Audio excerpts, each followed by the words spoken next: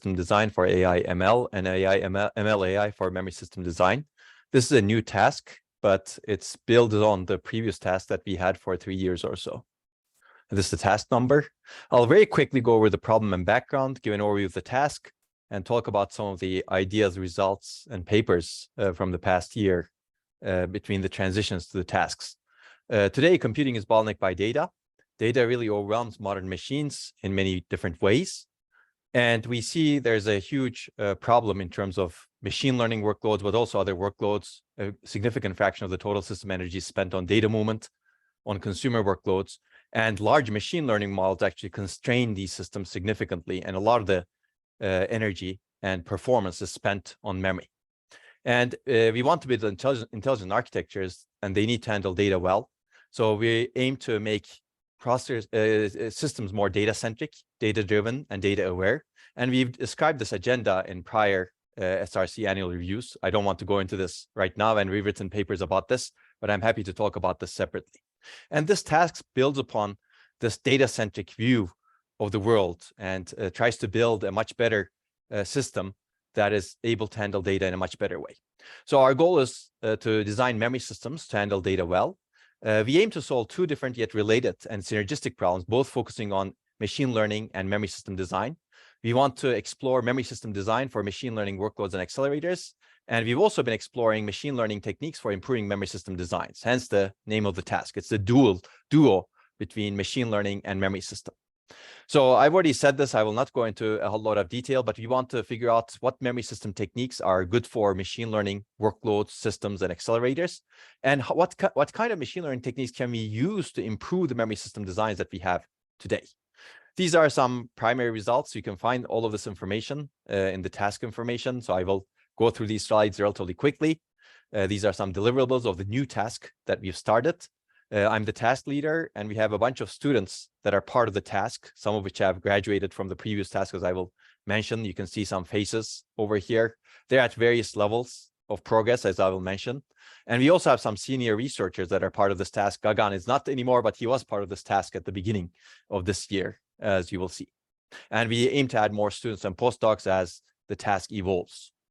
We have a recent PhD graduate. He was not in this task, but he did a lot of excellent work, and he won the EDA Outstanding Dissertation Award and Best Paper Awards, and you can learn more about him. We have recent postdoc and PhD alumni. Gagan was a PhD student as well as a postdoc in my group. He finished actually as part of the prior task, and beginning of this task, he joined AMD Research, and he's collaborating with us now. And Nastaran was also a PhD student who did work related to this task, and she's at Intel Research right now. We also have 3 students who are soon to finish PhDs. Geraldo is part of this task, and he's going to finish his PhD next year. Giray and Can are not part of this task, but they do related works, and if people are interested, they may be looking for positions soon. We also have 2 recent internships as part of this task. One is going on. Rahul is performing an internship right now at Intel Labs India for 6 months. And Gagan was a prior intern at AMD, which he got hired full-time into. We have some upcoming TechCom presentations. I'm going to talk about a couple of these works later on today, briefly. Juan will present evaluating machine learning workloads on memory-centric computing systems. This is based on our ISPAS 2023 paper, which was part of the best paper session. And Geraldo will present Pluto, enabling massively parallel computation in DRAM via lookup tables. And Rakesh will present Flash Cosmos, which is a mechanism for performing bulk bitwise operations in Flash, NAND flash memory to accelerate different types of applications, including machine learning. We have a bunch of industrial liaisons. We're lucky to have them. In fact, these have increased with the new task. We have liaisons that were part of our prior task, as well as some new liaisons part of this task. And we have been interacting, especially with the liaisons from the prior task, but we will start interacting with the liaisons for the new task as well. So we're very happy to have you on board, and we'd be happy to collaborate, get feedback, perform internships and visits, etc. I hope I got all of the liaisons right over here, because new liaisons got added relatively recently. We have industry collaborations. We have been having collaborative papers as part of this task with Intel. We can see the names and the papers over here. Some of these were briefly described in a prior annual review, but they were not fully published at that point in time. So I have some slides later on some of these, but you can also find slides in prior reviews. And we've had collaborative papers with AMD on acceleration of neural networks and stencil processing and deep learning-based genomic-based collars. I will not go into all of these, but you can find all of these papers online on arXiv. And we have a synergistic project with IBM on BioPIM. This is part of a EU Horizon project where our goal is to accelerate or use near data processing in memory techniques to accelerate biological analyses and bioinformatics. And we have had multiple industry interactions, which are reported in our KPI, but we also presented at the Intel SRC Research Program Review recently as a highlight. We have some posters in this annual review. The timing of this annual review was not perfectly great for all of the students since we're in the middle of the semester over here. So we have only 2, but in the past, we've had a lot more posters. We also do a lot of synergistic activities. We organize real processing and memory tutorials that have been very well received at HPCA, ASPLOS, and upcoming one at ISCA. These are all live streamed, so you can actually find the what has happened and the presentations online on YouTube, and you can check out the web page as well. We also organize workshops, acceleration workshops at computational biology conferences, including Recomp this year. We call this the BioArch workshop. And again, this was live streamed, and you can find information about it. If you're interested in this direction, which is actually part of this task, we do a lot of work on algorithm architecture co-design for genome analysis, which actually encompasses machine learning. And we have been invited to write a paper in a special session at DAC about this. In addition, we have other synergistic activities. We've developed the first processing and memory course that we know of, and you can find information about that. This is being live streamed this year, also this semester. We also have a genomics course and a bunch of other courses on YouTube that you can find, including SSDs and heterogeneous systems, which I will not go into detail right now. But let me jump into the major thrusts relatively quickly. As I said, we design, this task is about designing memory system designs for machine learning workloads and accelerators and machine learning techniques for improving memory system designs. I will mainly focus on the first part for the rest of this talk, even though we do research on the other parts as well. But we'll talk about that hopefully later as the research progresses. These are some exploration ideas and directions in the Thrust 1. I will not go into all of these in detail, but we look a lot into near data processing architectures, both on-chip as well as off-chip, and use of different types of emerging memory technologies and NVM devices. And also, we develop a lot of open source simulation, benchmarking, prototyping, and programming infrastructures, as we'll discuss. In the second thrust, we look a lot into machine learning-based techniques to manage different types of memories in terms of controllers, caches, decisions that are made. And we especially focus on implementable techniques in machine learning, reinforcement learning, and perceptrons, etc. And we presented different works in the past. I will talk about the old task. I will go through these relatively quickly. These were our results in 2012, 2021, 2022 in prior use. Now I will talk quickly about some of the initial results for year 1 of the new task. Again, we don't have a whole lot of time, so I will pick and choose, but there are a lot of slides in the back end of this talk that people can examine. And you can certainly refer to our past papers that I mentioned in these slides. And if you cannot find anything for some reason, because we moved to this new infrastructure called Pillar Science, I'm happy to, you can find it on our web pages, and I'm happy to send it if you send us a message.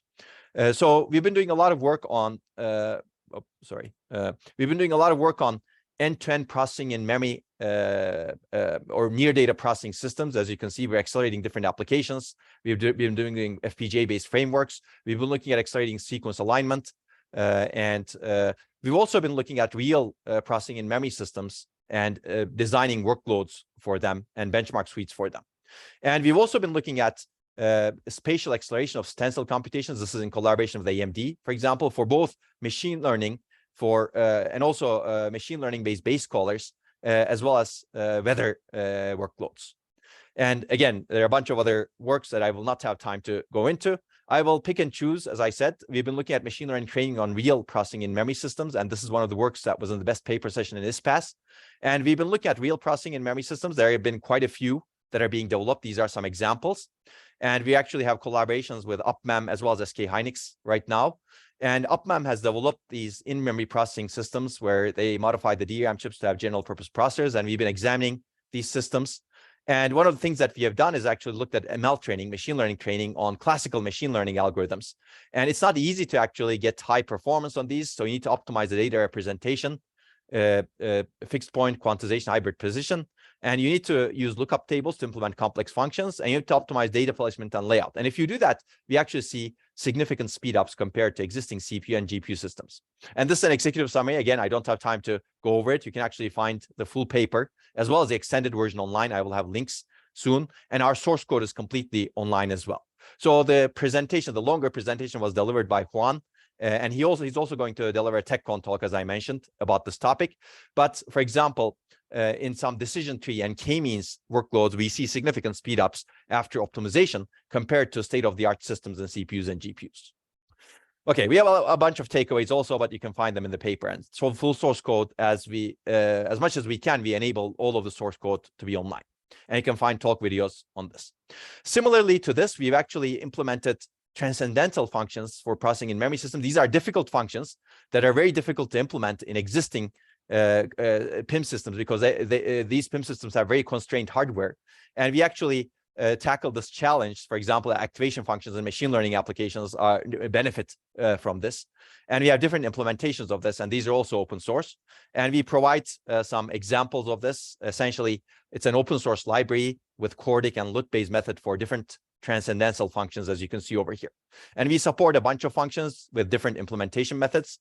And if you're interested, you can read the paper. But as a result of these efforts, we find out that PIM cores could be 6 to 8 times faster than execution in the host CPU on these functions because of the reduced data mode. We look a lot into sequence alignment. I will jump into that. And we actually use processing in memory systems for that as well. This is a very high-level overview.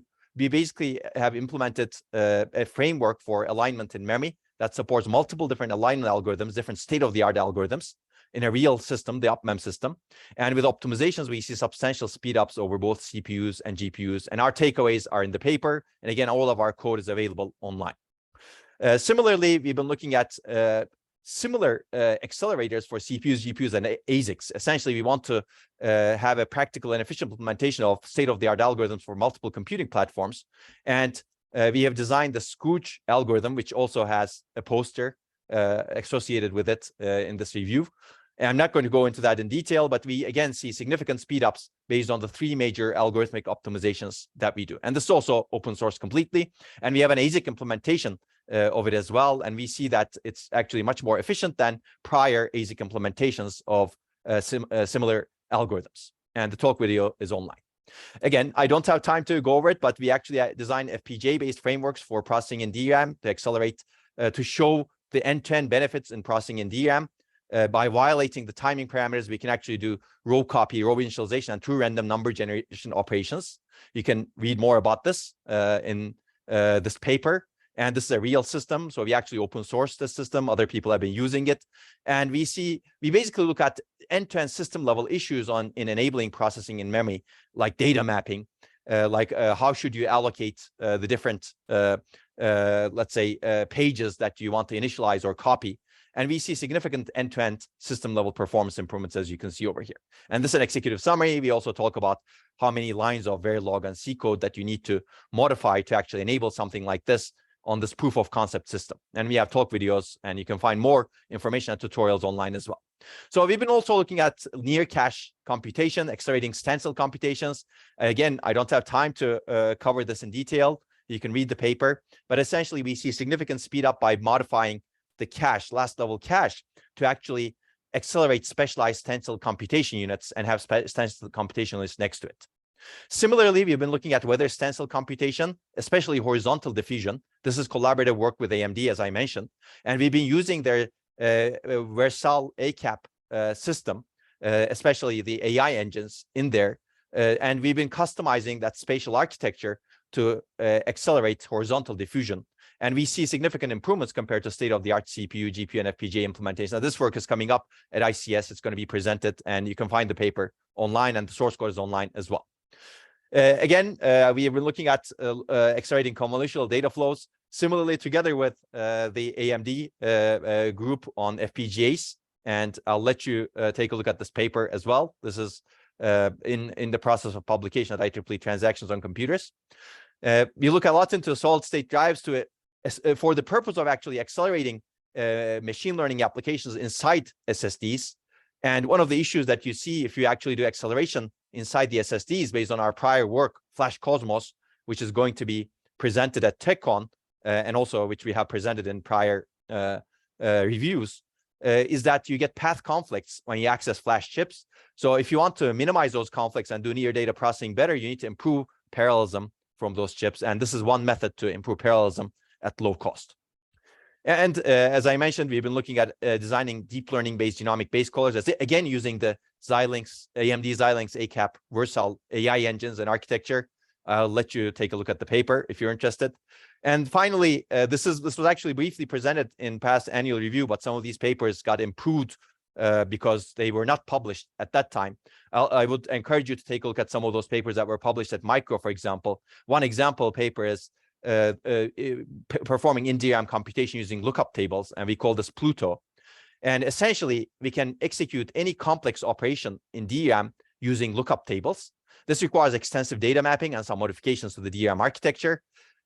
We have different ways of modifying the DRAM architecture. Some of them are very intrusive, some of them are less intrusive, and at different levels of benefit.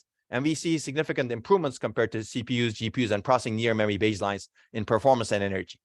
And you can find all of this online. This is completely artifact evaluated. You can find information on archive as well as GitHub. And we'd be happy to take any feedback, and there are videos on it also. So I will conclude here, but we've actually been doing a lot of education on processing in memory, writing a lot of articles that we keep updating. We would be happy to take any feedback, and I'm happy to take any questions at this moment. Thank you very much.